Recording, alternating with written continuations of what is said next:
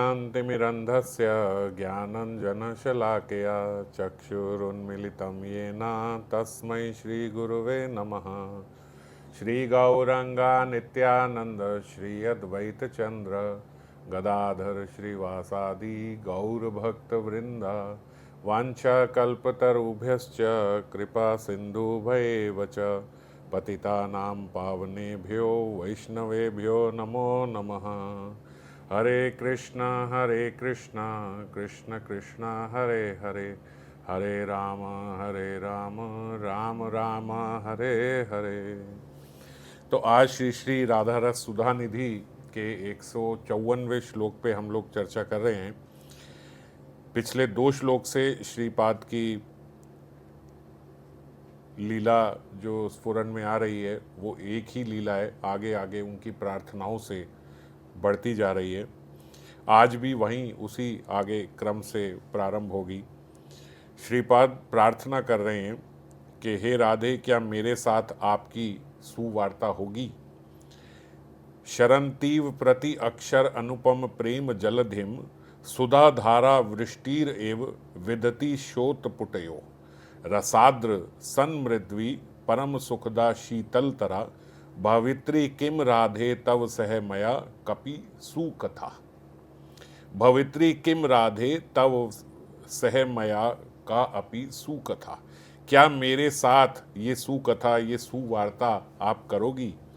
वार्ता जिसके प्रति अक्षर निरूपम है, ऐसी वार्ता जिसका एक एक अक्षर निरूपम हो, जो प्रेम जलधि की निर्झरणी हो, यानी प्रेम रूपी समुद्र का जैसे मानो झरना बह रहा हो, ऐसी वार्ता। जो श्रवण पुटों में सुधा धारा वर्षण करती हो। श्रवण पुटों मतलब जो हमारे कर्णों में, कानों में अमृत धारा का वर्षण कर दे। जो रसाद्र मृदुल परम सुखद शीतलतर एवं अनिर्वचनीय हो। सरल शब्दों में, हे राधे, यदि तुम्हारी वार्ता मेरे साथ होगी तो वह ऐसी होगी जिसमें प्रत्येक अक्षर प्रेम रस से भीगा होगा। रसाद्र मतलब प्रेम रस में भीगा हुआ, रस में भीगा हुआ। जो कोमल होगी, अत्यंत सुखद, शांतिदायक और वर्णन अतीत होगी। जैसे यहाँ लिखा अनिर्वचनीय होगी। तो ऐसी वार्ता क्या आप मुझसे करोगी। ये श्रीपाद प्रार्थना कर रहे हैं। श्रीपाद का स्वरूप अभिमान साधक दशा में भी अति सघन है, अति सांद्र है। साधक दशा इसलिए कह रहे हैं कि अभी बाह्यावेश में है, तो बाह्यावेश में भी उनकी प्रार्थनाएं बहुत गहरी हैं। वे अपने को श्री राधा की सेवा परायणना सखी ही समझ रहे हैं। चाहे आवेश में हो, चाहे स्फुरण हो रहा हो, चाहे स्फुरण ना हो रहा हो, वो हर समय अपने आप को किशोरी जी की सखी ही समझते हैं, किशोरी जी की दासी ही समझते हैं। हाँ राधे, हम तुम्हारी सखियां हैं, तुम हमारे नेत्रों को सुख कब प्रदान करोगी। ये पिछले श्लोक में श्रीपाद ने प्रार्थना करी थी। और इसमें जैसे बाबा ने बताया था कि हम तुम्हारी सखियां हैं, केवल अपने लिए प्रार्थना नहीं कर रहे, सारी सखियों को संग लेके प्रार्थना कर रहे हैं। मानो सखी कह के वह एक और तो सम सुख में सुखी और सम दुख में दुखी बताकर श्रीमती की करुणा का उद्रेक करा रहे हैं। जब भी हम साधना करते हैं, तो ये बात पहले भी चर्चा हुई थी, हमारी साधना से अगर हम सब समूह में कर रहे हैं, हम सब मिल के कर रहे हैं, सब एक ग्रुप में कर रहे हैं, सबका एकांतिक भजन है। एकांतिक भजन मतलब हैं तो 50 लोग, मगर सबका एकांतिक है, सबका एक ही अंत है, एक ही दिशा में चल के सब भजन करते हैं। तो भगवान इससे अति प्रसन्न होते हैं कि सब आपस में मिलजुल के एक जैसा भजन कर रहे हैं, सबकी आपस में बनती हो, ऐसा ना हो आपस में द्वेष हो, ईर्ष्या हो, सब आपस में मिलजुल के भजन कर रहे हो। और यहाँ पे भी देखो, ऐसे हम तुम्हारी सखियां हैं, सबकी तरफ से जब बोलते हैं तो किशोरी जी की कृपा और जल्दी प्राप्त होती है। दूसरी ओर प्रेम लीला विरहणा सम्यक विस्तारिका सखी, यानी सखी बिनु एई लीला पुष्टि नहीं है, सखी लीला विस्तारिया सखी आस्वादाय। चैतन्य चरितामृत में ये आता है। इसका मतलब सखी बिना एई लीला पुष्टि नहीं है, सखियों के बिना ये लीला की पुष्टि नहीं होती। रास लीला का वहाँ वर्णन हो रहा था। यहाँ भगवान की जितनी भी ब्रज में जो लीलाएं हो रही हैं, यदि सखियाँ ही ना हो तो ये लीला कैसे होंगी। तो इसीलिए कहते हैं सखी बिनु एई लीला पुष्टि नाही हाय, सखी लीला विस्तारिया सखी आस्वाद है। सखी के लिए ही लीला का विस्तार किया है और सखी के आस्वादन के लिए ही हो रही है। तो जैसे बोलते हैं ना, एक विवाह करते हैं तो विवाह तो केवल दो परिवारों के बीच हो रहा है, दो जनों के बीच हो रहा है, एक लड़का लड़की के, पर बुलाया 500,000 लोगों को जाता है, क्योंकि वो उत्सव ही क्या, वो महोत्सव ही क्या जिसमें इतने सब जन ना हो। तो ऐसे बहुत सारी सखियों के आनंद के लिए ही ये सब हो रहा है। ये मर्म की बात कर श्रीमती की स्वयं की आवश्यकता दिखाते हुए लीला राज्य में ले चलने की प्रार्थना कर रहे हैं। जैसे हम पिछली बार चर्चा कर रहे थे कि किशोरी जी से ऐसे ही बात सखियां करती हैं। श्रीमती की स्वयं की आवश्यकता दिखाते हुए लीला राज्य में ले चलने की प्रार्थना कर रहे हैं। प्रार्थना की मधुरी उनके हृदय की प्रगाढ़ लालसा को सुंदर ढंग से व्यक्त करती है। जिस प्रकार से श्रीपाद प्रार्थना कर रहे हैं, ये भी हमने शायद कल इस बात की चर्चा करी थी कि इनकी प्रार्थनाओं से ही पता लगता है इनका हृदय कितना निवेशित है किशोरी जी के सखी भाव में, मंजरी भाव में। प्रार्थना की माधुरी उनके हृदय की प्रगाढ़ लालसा को व्यक्त कर रही है। साधक के हृदय में भी ऐसी लालसामयी प्रार्थनाएं उठनी चाहिए। कैसी प्रार्थनाएं होनी चाहिए? बाबा कितना सरल कर रहे हैं हमारे लिए, कितना सरल कर रहे हैं कि हम जैसे साधकों के लिए क्या प्रार्थना हमारे हृदय में होनी चाहिए, वो तक बता रहे हैं कि ऐसी प्रार्थनाएं हमारे हृदय में प्रकट होनी चाहिए। केवल ऐसा नहीं कि अब हम यहाँ से पढ़ें और सुबह उठें और भगवान के समक्ष जाके ये सब बोलें, पर इनका थोड़ा चिंतन करें कि ऐसी प्रार्थनाएं मेरे भीतर क्यों नहीं आती, तो मैं कैसी साधना करूं, मैं इनका श्रवण करूं, ठीक से इनका ध्यान करूं, इनका स्मरण करने की कोशिश करूं अपनी माला के समय, तब ऐसी प्रार्थनाएं मेरे हृदय से निकलेगी। क्या प्रार्थनाएं? हाँ राधे, मैं अपने को तुम्हारी प्रिय किंकरी के रूप में कब पहचान पाऊंगा। प्राथमिक प्रार्थना, सबसे पहली प्रार्थना अगर कोई मंजरी भाव में है तो उसकी यही होनी चाहिए ना, मैं अपने को आपकी किंकरी के रूप में कैसे और कब पहचान पाऊंगा। मेरी माइक वृत्ति हृदय के कब तिरोहित होगी। ये जो मेरी माइक वृत्ति मतलब जो मैंने अपने आप को ये देह समझा हुआ है, जो मेरा पन मैंने इस संसार में डाला हुआ है, ये सब कब खत्म होगा, कब तिरोहित होगा। शयन स्वप्न जागरण सभी अवस्थाओं में तुम्हारे चरण कमल हृदय में कब प्रकट होंगे। हर समय, अभी तो किसी भी समय प्रकट नहीं होते। श्रीपाद गुरुदेव बोल रहे हैं ऐसी प्रार्थना होनी चाहिए कि सोते समय, यहाँ तक कि स्वप्न में भी और जागृत में भी हमारी ऐसी अवस्था हो कि हम किशोरी जी के चरण कमलों की आशा रखें। तुम्हारे अभाव और रोते रोते मैं कब विवश होऊंगा। कब ऐसा होगा कि किशोरी जी का जो अभाव है वो मुझे खटकने लगेगा। देखो, अभी हमारे भीतर कोई स्फुरण नहीं होता, कोई हमारे भीतर स्मृति नहीं रहती। पूरे दिन के हम जब कार्य करते हैं तो कभी हमें राधा कृष्ण उसके बीच में याद नहीं आते, पर ये अभाव जो हमारे भीतर है, इस अभाव का हमें कोई दुख भी नहीं है कि हमारे भीतर इतना अभाव है। तो ऐसे बोलते ये अभाव अनुभव करके मैं कब रोऊंगा, कब मेरी ऐसी स्थिति होगी कि यदि आप मेरे स्मरण में नहीं आ रही तो वो मुझे बुरा लगे। जैसे महात्मा, कई संत ऐसे बताते कि हमें ये बुरा लगता है कि मेरी हर श्वास में नाम क्यों नहीं निकलता, है ना। ये नाम करने की कोई रीति नहीं है कि थोड़ी देर नाम कर लिया और फिर उसके बाद कितना समय ऐसे ही निकल गया। हालांकि वो हर समय नाम ले रहे हैं, मगर तब भी उन्हें लगता है एक श्वास भी खाली चले, ये श्वास में तो मेरा नाम आया ही नहीं, है ना।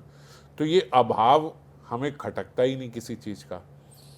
अर्थाभाव में लोग पागल हो जाते हैं। अर्थाभाव में मतलब अगर किसी के पास धन नहीं है या किसी का धन चोरी हो जाए या कोई नुकसान हो जाए तो उस अर्थ के अभाव में लोग पागल हो जाते हैं कि ये कैसे हो गया, कैसे हो गया, बहुत दुखी होते हैं। पुत्र हारा विरह आतुरा जननी बैठी बैठी रोती है, तुम्हारे लिए मेरी ऐसी दशा कब हो गई। बहुत स्ट्रांगली श्रीपाद समझा रहे हैं। अगर किसी माता के पुत्र की मृत्यु हो जाए या उससे अलग हो जाए, कुछ हो जाए, तो उस समय माता की कितनी पीड़ा होती है यदि उसका पुत्र उससे अलग हो जाए। वो जननी बैठे बैठे रोती है, कहीं भी बैठी है, कैसे भी बैठी है, बस रो रही है, तुम्हारे लिए मेरी ऐसी दशा कब होगी। वो बोलते हैं ऐसी दशा मेरी किशोरी जी के लिए होनी चाहिए। पुत्र आदि का अनुभव स्पष्ट होता है, तभी लोग उसे उसके वियोग में पागल हो जाते हैं। ये तो हमें स्पष्ट हो रहा है कि ये मेरा बच्चा है, ये मेरा बच्चा अब मेरे पास नहीं है, पर राधा रानी का अनुभव तो वैसा स्पष्ट किसी को नहीं हो रहा। अपने को राधा दासी के रूप में पहचान लेने पर ये अनुभव होगा। कारण क्या है कि हमने आज तक अपने आप को राधा दासी के रूप में माना ही नहीं, समझा ही नहीं। संबंध का अनुभव होने से साधक के प्राणों में राधा रानी का विरह प्रबल होगा। जैसे हम पहले भी चर्चा करते हैं कि सर्वप्रथम हमें भगवान से अपना संबंध स्थापित करना पड़ेगा।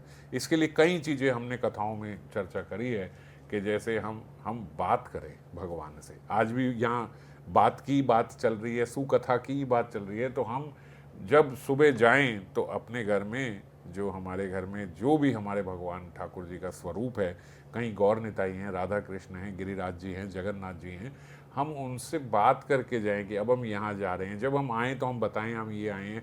जब खिलाने लेके जाएं, जब भोग लेके जाएं तो बताएं कि आज हमने आपके समक्ष ये बनाया है। और भी इच्छा थी बनाने की, पर समय इतना नहीं था, तो अभी इतना ही बनाया है। और अगर कुछ आपके मन में है कि मैं ये खिलाना चाहता हूँ, तो उसके साथ वो स्मरण कर लें, है ना। जो हमने बनाया है और जो हमने नहीं बनाया है उसका भी हम स्मरण करें कि मैं आपको ये भी पवाना चाहता। तो इस प्रकार से जब हम करते हैं तो हमारा एक संबंध बनता है ना। घर में छोटा सा बच्चा है, वो हमसे बात नहीं करता, पर हम कितनी बातें उस बच्चे से कर लेते हैं, उसका एक इशारे को हम समझ जाते हैं। छोटे बच्चे को मेडिकली बोलते हैं कि अभी हंसना और रोना नहीं पता होता, लेकिन वो ऐसे भी कर दे तो हम सोचते देखो हंस रहा है, देखो हंस रहा है, देखो हंस रहा है, और हम ही उसे ये बात बता देते हैं कि हंसने का मतलब ऐसे करना होता है। तो बोल बोल के तो ऐसे जब हम इतने छोटे बालक के साथ हम लोग इतना रेसिप्रोकेट करते हैं, पर अपने घर में साक्षात हरि स्वरूप बैठे हैं, लेकिन उनसे हम कोई बात नहीं करते। जैसे मैंने पहले भी बताया था, एक महात्मा ने बताया कि ये बहुत बोलते हैं, ये बहुत बोलते हैं। घर में जो हमारे विग्रह हैं, बोले इतना बोलते हैं, इतना बोलते हैं कि मैं आपको क्या बताऊं, पर उन्हें बहुत संकोच है, बहुत संकोच है कि जब वो आपसे बोलना शुरू होंगे तो आप बात करोगे। बस इस संकोच के कारण वो नहीं बोलते। एक बार उनका अगर आपने वो संकोच हटा दिया तो उसके बाद वो बोलते देखो आपकी हर बात पे वो आपके साथ बात करेंगे, आपकी हर बात पे बात करेंगे। और फिर इससे हमने पहले भी ये भी चर्चा करी थी कि कैसे कितने भक्तों के साथ आज भी राधा गोविंद देव जी बात करते हैं। एक राजा की भी कथा है जिनको वो सब बताया करते थे। एक बार उन्होंने नहीं मानी तो उसके बाद फिर उन्होंने केवल सर हिलाना शुरू कर दिया था, बात करनी बंद कर दी थी। तो बहुत भगवान के साथ ऐसे लोगों के, पर इसके लिए पहले संबंध होना चाहिए। हमारा संबंध नहीं है, इसीलिए हम इन सब बातों से रह जाते हैं। स्वरूपाविष्ट श्रीपाद श्रीमती के चरणों में प्रार्थना कर रहे हैं, नयनों को सुख दो, अपने लीला राज्य में ले चलो। सहसा उसी लीला का अवशिष्ट अंश की स्फूर्ति हुई। वही जो स्फुरण जहाँ खत्म हुआ था, पहले पिछले से पिछले श्लोक में श्रीपाद अभिसार करा रहे थे, फिर अभिसार के बाद जब वो निकुंज लीला में पहुंचे तो श्याम सुंदर के अंक में किशोरी जी को उन्होंने देखा, वो उनको लीला स्फुरण हुई। और आज अब वहीं उसी के आगे से लीला प्रारंभ हो रही है उनके हृदय में। राधा माधुरी के आस्वादन से नागर आनंद विवश हो रहे हैं। उनका मन श्रीमती के रूप गुण लीला रस में डूबा हुआ है। किनका? श्याम सुंदर का। किशोरी जी के रूप गुण लीला रस में श्याम सुंदर का मन डूबा हुआ है। उनसे परिहास करने के लिए नागरी मणि यानी किशोरी जी धीरे धीरे मिलन कुंज से बाहर निकलकर पास के अन्य कुंज में जाकर बैठ जाती है। कैसे? बस ऐसे ही मजाक करने के लिए, परिहास करने के लिए ऐसे करती है। साथ में कोई सखी नहीं है, केवल अभिन्न प्राणा किंकरी यानी श्रीपाद छाया के रूप में उनके पीछे पीछे पीछे पीछे चली गई हैं। श्याम रस के आस्वादन से विभोर चित हैं इस समय किशोरी जी। श्रीमती के मुख से कुछ सुनने की लालसा से किंकरी उनसे कुछ कृष्ण कथा कहने की प्रार्थना कर रही है। अब जब वो निवृत्त निकुंज में श्याम सुंदर के साथ थी तो एक परिहास में, अभी श्याम सुंदर एकदम मग्न है, ऐसा नहीं है सो रहे हैं, पर उनके रूप में, उनके गुणों में एकदम ऐसे हैं जैसे कोई व्यक्ति शराब पी के बैठा होता है, ऐसे एकदम मदहोश है श्याम सुंदर। और उनकी मदहोशी में अभी उन्हें कुछ समझ नहीं आ रहा, क्योंकि वो उनके गुणों में और उनके रूप में एकदम मत हैं। आंखें उनकी बंद हैं। किशोरी जी क्या करती है, धीरे धीरे धीरे धीरे से उनके साथ से उठती हैं और वहाँ से उठ के साथ वाले कुंज में चली जाती हैं, वो छोड़ के परिहास के लिए ऐसे ही। तो जब वहाँ जाती हैं तो एक मंजरी उनके साथ साथ साथ साथ उस समय चली जाती है, और वो मंजरी श्रीपाद ही हैं। श्रीपाद मंजरी स्वरूप में जाते हैं और वहाँ जाकर उन्हें कहते हैं कि देखो अब यहाँ पे और कोई नहीं है। कैसा अपूर्व ये राधा दास से है। उन्हें कहते हैं अब कोई नहीं है, अब आप मुझे कृष्ण कथा सुनाओ। बाबा कहते सखी होकर भी दासी, मतलब अपने को दासी समझती है, पर किशोरी जी उनको अपनी सखियां ही मानती है। मधुर के अंतर्गत दासे, ये वो दासे नहीं है जो कृष्ण का दासे होता है, वो दासे भाव नहीं है। जो किशोरी जी का दासे भाव है, जो श्याम सुंदर का दासे भाव है, उसमें श्याम सुंदर उनको दास ही समझते हैं, है ना। पर ये दासे भाव नहीं है, ये सखी भाव है, ये मंजरी भाव है। ये क्या है कि हम अपने को दासी समझते हैं, पर किशोरी जी हमको सखी मानती है। परिचर्या के साथ सख्य रस का निरूपम आस्वादन। परिचर्या मतलब परिचर्या वो जो दास करता है, तो दासी रह के हम परिचर्या भी करती हैं, सेवा का भी अवसर मिलता है, और उसके साथ साख्य रस का निरूपम आस्वादन, क्योंकि किशोरी जी हमें सखी ही मानती है। किंकरी कह रही है, हे राधे, हे स्वामिनी, इस निर्जन कुंज में और कोई नहीं है, अपने नागर की कुछ प्रेम कथा सुनाकर इस दीन दासी को कृतार्थ करो ना। ऐसे बार बार जब उन्हें बोलते हैं तो श्रीमती उन्हें बोलती है की पूछसी रे सखी कानुक ले, ए जई विही से गड़ल भिन्न दे। ये बंगाली में यहाँ पे प्रस्तुत किया गया है। हे सखी, तू किसका समाचार पूछ रही है, तू किसके बारे में बार बार पूछती है। की पूछसी रे सखी कानुक ले, किशोरी जी बोलती तू बार बार किसके बारे में, क्योंकि आज पहली बार नहीं पूछ रही है, ऐसा जब अवसर मिलता है तो वो उन्हें बोलती है कि किशोरी जी आप कुछ बताओ ना हमें। तो एक जीव विही से गरल बिन दे। हाँ, एक जीव मतलब हम दोनों एक ही प्राण हैं। विही से गरल बिन दे, लेकिन हम लोग एक प्राण होते हुए दो शरीर हैं। वो मुझसे कुछ अलग थोड़ी हैं, तो किन के बारे में पूछ रही है, वो मैं ही तो हैं, हम दोनों एक ही प्राण हैं। कहिल काहिनी पुछय कत बेरी, ना जानी की पाई मझू मुख हेरी। कितनी बार ये कथा मैं तुझे कह चुकी हूँ, यानी कितनी बार ये मैं तुझे बता चुकी हूँ। ना जानी की पाई मझू मुख हेरी, न जाने उन्हें क्या मिलता है, बार बार श्याम सुंदर बस मेरे मुख के ही दर्शन करते रहते हैं, न जाने उन्हें इसी एक मुख में बार बार क्या स्वादन आता है। बिना मधु दरश परशे नाही जीव, मोह बिनु प्यासे पानी नहीं पीव। यानी कहते हैं कि मेरे दर्शन का स्पर्श बिना ये श्याम जीवित नहीं रह सकते। किशोरी जी कह रही हैं बिनी मुझ दरश परशे नाही जीव, ये मेरे दर्शन अगर नहीं करे ना तो श्याम सुंदर ऐसे हो जाते हैं, मैं तुझे क्या बताऊं कि जैसे ये जी ही नहीं पाएंगे। मोह बिनु पियासे पानी नहीं पी, यहाँ तक कि इतने ऐसे हो जाते हैं अगर मैं नहीं हूँ तो प्यासे होकर भी पानी नहीं पीते, जल नहीं पीते। बोलते किशोरी जी का मुख ही देखना है, कितनी प्यास लग रही हो, कैसे बेहाल से जैसा व्यक्ति प्यास से बेहाल हो जाता है तो पानी पीता है ना, तो बोलते वो पानी भी नहीं पिएंगे जब तक वो मेरा चेहरा नहीं देख लेंगे, जब तक मेरे दर्शन नहीं कर लेंगे। उर बिनु शेज परश नहीं पाई, चीवही बिनु तांबिल नहीं खाई। मेरे हृदय स्पर्श बिना वह शैया का सुख नहीं पाते। जब तक मैं नहीं हूँ तब तक वो शैया पे भी जाके लेटेंगे नहीं, बैठेंगे नहीं, विश्राम नहीं करेंगे, और मेरे मुख के बिना तांबुल भी नहीं खाते। यानी जब तक तांबुल का स्पर्श किशोरी जी के मुख से नहीं करा लेते तब तक वो तांबुल भी नहीं पाते। किशोरी जी कभी पहले तांबुल नहीं पाती, वो श्याम सुंदर का प्रसादी ही पाती हैं।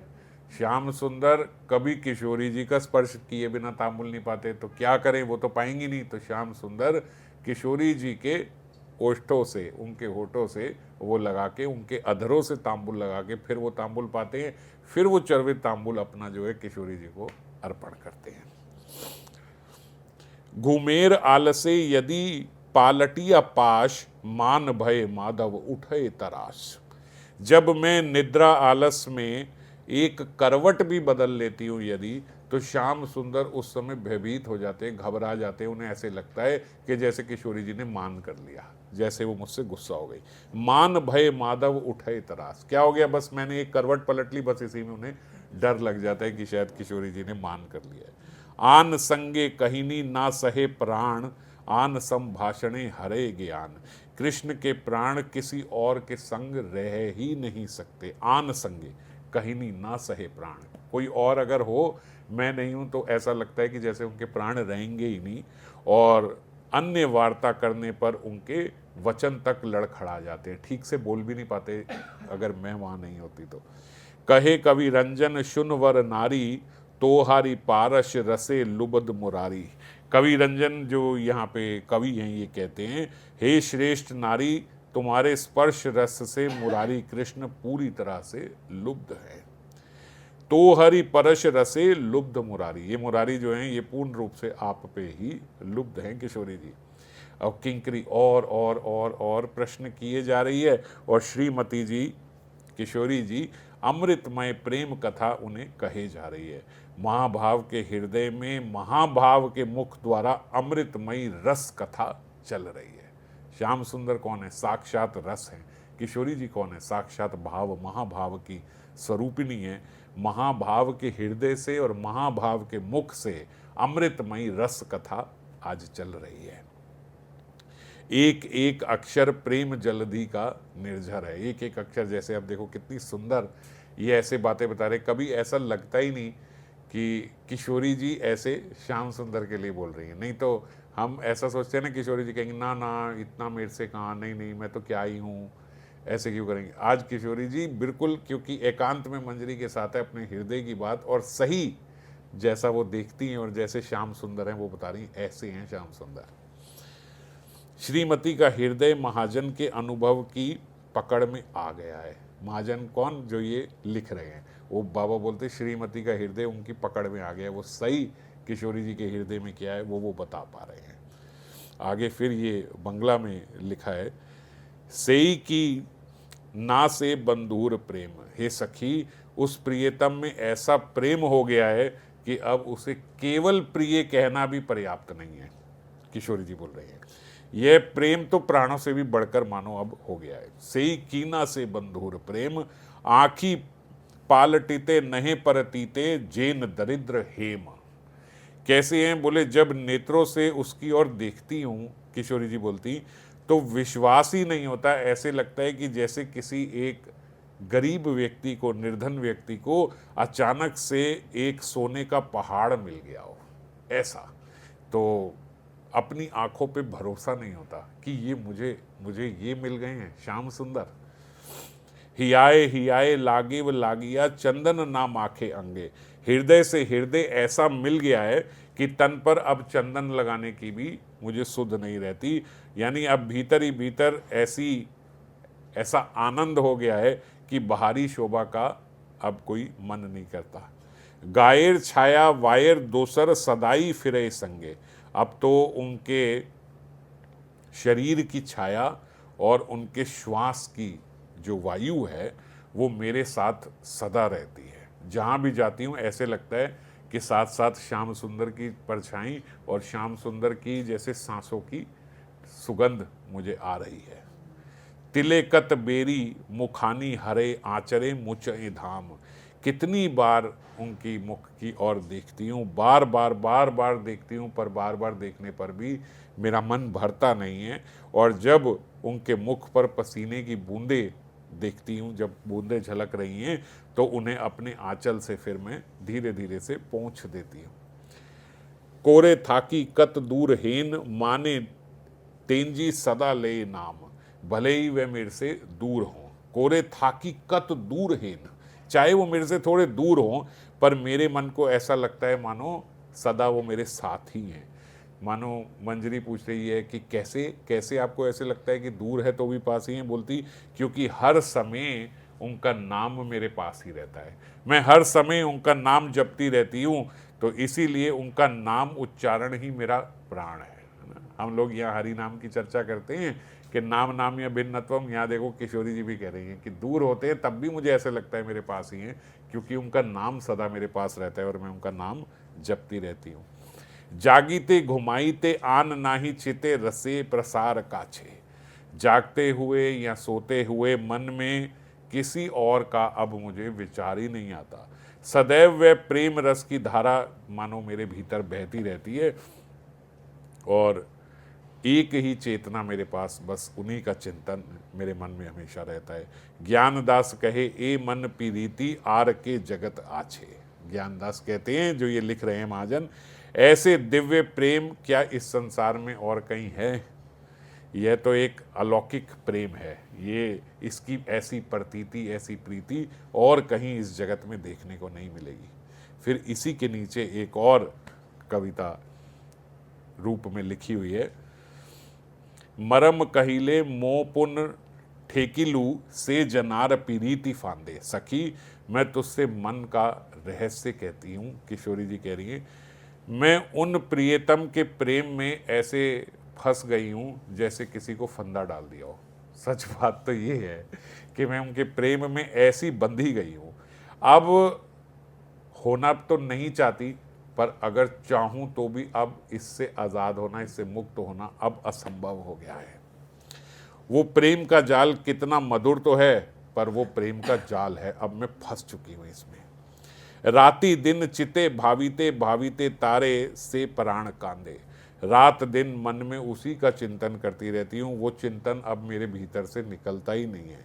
उसी का ध्यान करती रहती हूँ और मेरा प्राण उसी की याद में रोता रहता है, जैसे बिना श्वास के जीवन व्याकुल हो जाता है। देखो, कभी ऐसा जब लगता है, कभी कभी जब विरह की अग्नि आती है, हालांकि अभी पीछे एक महाजन ये भी कह रहे थे कि किशोरी जी के कभी वो दूर होते ही नहीं, वो सदा नाम जपती रहती हैं, पर कभी कभी कोई लीला में ऐसा भी होता है कि विरह हो गया, तो जब विरह होता है तब ऐसा लगता है कि जैसे मैं थोड़ी देर के लिए, जैसे बोलते हैं ना, गोपियाँ तो कहती हैं कि हम क्या करें कि थोड़ी देर के लिए कृष्ण को भूल जाएं, है ना।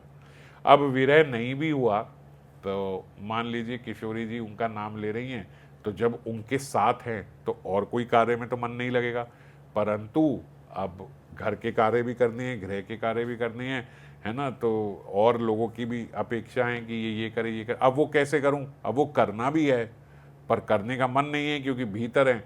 तब ऐसा लगता है कैसा फंदा पड़ गया है कि मैं थोड़ी देर के लिए भी निकाल नहीं सकती। क्या मैं थोड़ी देर के लिए भी कृष्ण को भूल नहीं सकती कि मैं कुछ और कर लूँ, थोड़ी देर भूल जाऊँ? तो बोलती वो भूले नहीं जाते मेरे से।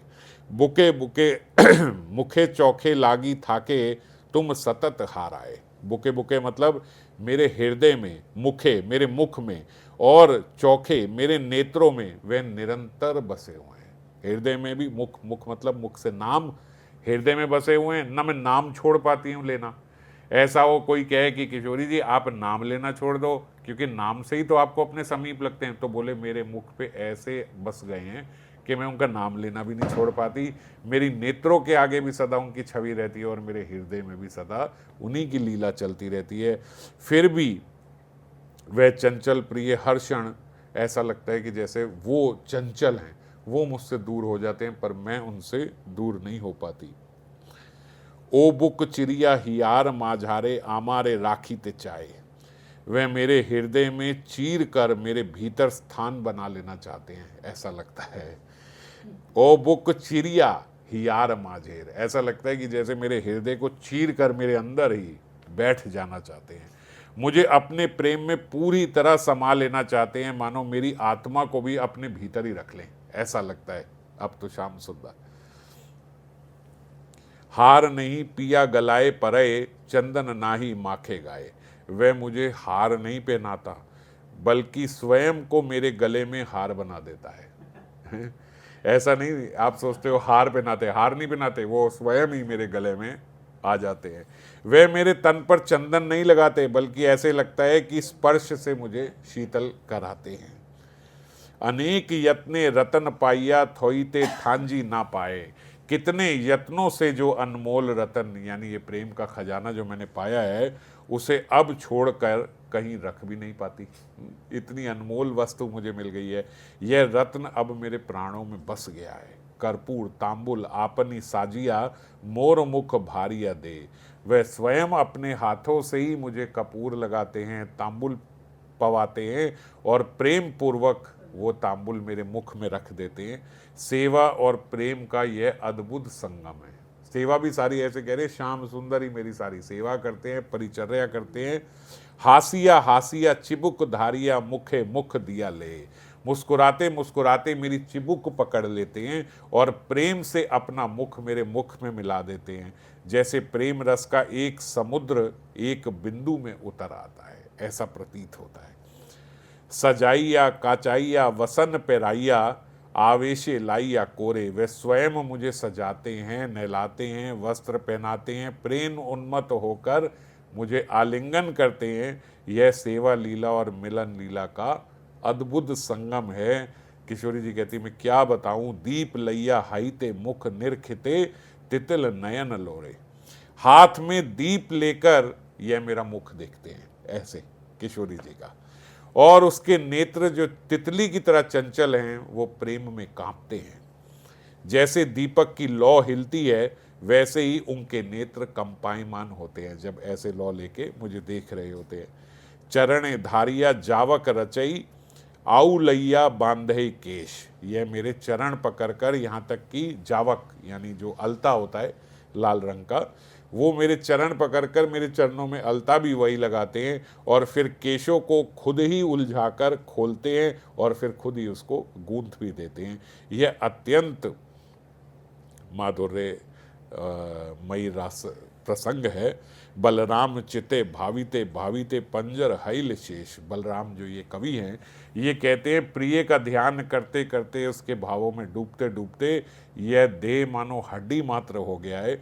अब केवल प्रेम की ज्वाला और स्मरण की शक्ति ही शेष रह गई है और कुछ नहीं रह गया। केवल बोलते मेरे भीतर श्याम सुंदर ही बसे हैं। ये किशोरी जी ये वार्ता उनकी चल रही है, इसीलिए तो मंजरी ललायित होती है और उनसे बात करने को। किंकरी के लिए यही श्रीमती की सुकथा है। ऐसी सरस मधुर और आस्वाद्य कथा और कहीं नहीं है। गंभीरा लीला में श्रीमन महाप्रभु भी इसी कथा रस का, ऐसे ही कथा रस का आस्वादन किया करते थे। किन किन को वो सुनते थे? चंडीदास जी, विद्यापति, रायर नाटक गीति, कर्णामृत गीत गोविंद, ये सारे श्रीमन महाप्रभु।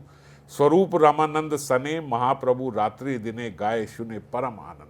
राय रामानंद के साथ, स्वरूप दामोदर के साथ, वहीं पे गंभीरा में श्रीमन महाप्रभु बस इन्हीं के ये गीत गोविंद के, कर्णामृत जी के, चंडीदास के, विद्यापति के, इन्हीं के पद पढ़ते और आनंद लेते। आर कार्य प्रभु नाहिक अवसर, और कोई कार्य उस समय प्रभु नहीं करते। नाम गुण बोले सुनेन निरंतर, बस नाम और ये गुणों का ये जो पदावली है इनको पढ़ते होंगे। श्री राधा रानी के मुख से निकली अमृतमयी कृष्ण कथा मानो किंकरी के श्रवण पुटों में अमृत धारा वर्षण कर रही है। अब जैसे उन्होंने श्लोक में ये बात बोली श्रीपाद ने कि ये कथा रसाद्र भी है, ये मृदुल है, परम सुखद है, शीतलहर है, अनिर्वचनीय है, प्रत्येक शब्द मानो कृष्ण रस में निषिक्त है। जो ये कथा अभी हमने, जो किशोरी जी बोल रही हैं वो हमने सुनी, तो कृष्ण की गुण माधुरी प्रेम माधुरी से सुरसाल है, इसीलिए बोलते रसाद्र है। रसाद्र मतलब रस में भीगी हुई, रस जमा आद्र। जैसे रसगुल्ला होता है ना चाशनी में डूबा हुआ, ऐसे रस में डूबे हुए उनके शब्द हैं। सुकथा अति सुकोमल है। जब कथा प्रेम रस से भावित होती है तो परम कोमल होगी ही होगी, है ना, तो इसीलिए सुकोमल है। यह सुकथा परम सुखद भी है, मानो सुख अथवा आनंद साक्षात श्रवणों में मूर्त हो गए हों हमारे कर्णों में, कानों में। सुनते सुनते जो किंकरी है इसकी तृष्णा बढ़ती ही जाती है। वचन अभिया रस अनखुन पियलूं श्रुति पथ परशा न गेल। एक महाजन कहते हैं उनके वचन अमृत रस के समान है, मैं उन्हें हर क्षण पीता रहता हूँ। परंतु वे केवल कानों में नहीं टकराते, वे मेरे हृदय के भीतर उतर जाते हैं, जो ये शब्द है। और ये सुवार्ता कहते शीतल लहर भी है, शीत लहर भी है। शीत लहर के उनसे ये परा शांति प्रदायिनी भी है, शांति प्रदान करने वाली। संसार ताप से संतप्त लोगों की सुधा सुख जो, अब हम क्या है, हम यहाँ जब ये संसार ताप जो हैं, जब इस संसार से हम लोग यहाँ की बातें सुन सुन के दुखी होते हैं, यहाँ के तापों से दुखी होते हैं, तो हम लोग भी कई बार रियलाइज़ करते हैं ना कि जब कथा होती है तो आनंद आता है, जब कीर्तन होता है तो आनंद आता है, जब ये सुनते हैं तो थोड़ी देर के लिए ऐसे लगता है जैसे संसार की जो बातें हैं वो थोड़ी देर के लिए निकली तो उस समय शांति मिलती है। तो इसीलिए परा शांति प्रदायिनी है। संसार ताप से संतप्त लोग भी साधु मुख से यह सुकथा श्रवण कर अपनी विषय विष ज्वाला दूर कर परा शांति को प्राप्त करते हैं। ऐसा होता है ना, संसारिक लोग भी ये सुनते हैं तो कैसे हाँ बड़ा आनंद आया। अर्थात जो लोग भक्तों की परम प्रिय, ये श्रीमद् भागवतम के दूसरे स्कंद के दूसरे अध्याय का 37वां श्लोक है, बाबा यहाँ पे बता रहे हैं। उसमें क्या व्यक्त किया है श्रीमद् भागवतम में लिखा है, जो लोग भक्तों की परम प्रिय भगवत कथामृत अपने श्रवण पुटों से पान करते रहते हैं, कानों से जो सुनते रहते हैं, क्या सुनते रहते हैं, भक्तों की परम प्रिय भगवत कथामृत, यानी श्रीमद् भागवत भगवान की लीलाएं, ये सब जो हैं, ये सब जो भक्तजन अपने कानों में सदा सुनते रहते हैं, उनका विषय वासना से दूषित हृदय भी शुद्ध हो जाता है। कितनी विषय वासनाएं हमारे भीतर हो, पर कथा के माध्यम से बार बार कथा श्रवण करने से हमारा वो हृदय शुद्ध हो जाता है और वो शीघ्र ही भगवान के चरणों में पहुंच जाते हैं। ये जो आज हम श्लोक कर रहे हैं, इससे पहले हमने जो 151वां श्लोक किया था उसके लिए भी ऐसा कहा जाता है। यहाँ तो प्रेमानंद महाराज जी भी कई बारी उस श्लोक का उच्चारण करते हैं और ऐसा बताया जाता है कि 151वां नंबर जो श्लोक है, सदानंदम वृंदावन नवलता मंदिर वरेशु आमंद है कंदर्प उन्मद रति कला कौतुक रसम किशोरम तज्ज्योति युगल मति घोरम मम भवम ज्वलत ज्वलात शीत स्वपद मकरंदई शमयतु। ये बोलते इस श्लोक का बार बार उच्चारण करने से अगर जीव के हृदय में विषय वासना है, जीव के हृदय में काम भरा हुआ है, तो वो काम धीरे धीरे निकल जाता है। महाराज ने तो ये भी कहा था कि अगर ये श्लोक जो है आप ऐसे रट लो कि रोज एक बार एक माला 108 बार ये श्लोक ही जपोगे तो आपके भीतर से, आपके हृदय से कैसा भी जटिल काम हो आपके हृदय से वो काम नाश हो जाएगा। तो भागवत कथा सुनने से, भगवान की लीला कथा सुनने से, राधा रस सुधा निधि रामायण, इन सब के श्लोक जो हैं ये अमोघ हैं, है ना। इन सब के श्लोक सिद्ध श्लोक हैं, ये ऐसे नहीं है कि बस केवल बात चल रही है। जो एक एक बात लिखी है, जो एक एक श्लोक है, जो इसका उच्चारण है, वो हमारे हृदय की वासना को कम करता है। तभी कहा गया कि सुकथा अनिर्वचनीय है। अधर उधर नागरी मणि का प्रेम वैवश्य दूर हो गया, नागर मणि का। अब श्याम सुंदर वहां बैठे, उनका प्रेम वैवश्य जो था अब थोड़ा हटा। अब जब वो थोड़ा बाह्य आवेश में आए तो देखा अरे किशोरी जी तो यहाँ है ही नहीं, तो एकदम से छटपटा के वहाँ से उठे और वे श्रीमती को कहाँ ना देखकर जल्दी से खोजते खोजते जिस कुंज में पहुंचे वहीं किशोरी जी बैठी हुई हैं। दूसरे कुंज में पहुंचे, वहाँ किशोरी जी बैठी हैं। मानो सुकथा ने ही आज प्रेममय को प्रेममयी के आगे मूर्त कर दिया। बोले मानो कथा का ही ये प्रभाव हुआ कि जो कथा कर रही थी, कृष्ण कथा ही कर रही थी, और जैसे ही वो कृष्ण कथा पूर्ण हुई तो साक्षात कृष्ण वहीं पे आ गए। देखते देखते श्रीपाद की स्फूर्ति में विराम आ गया। श्रीपाद ने साधक आवेश में फिर वही प्रार्थना करी, हाँ राधे, क्या तुम मुझे अपनी सुकथा पुनः सुनाओगी? अभी तो चल रही थी, अब और सुनाओगी? ऐसी प्रार्थना के साथ इस श्लोक को विश्राम दिया। कल फिर आगे अगले श्लोक पे चर्चा करेंगे। जय राधे।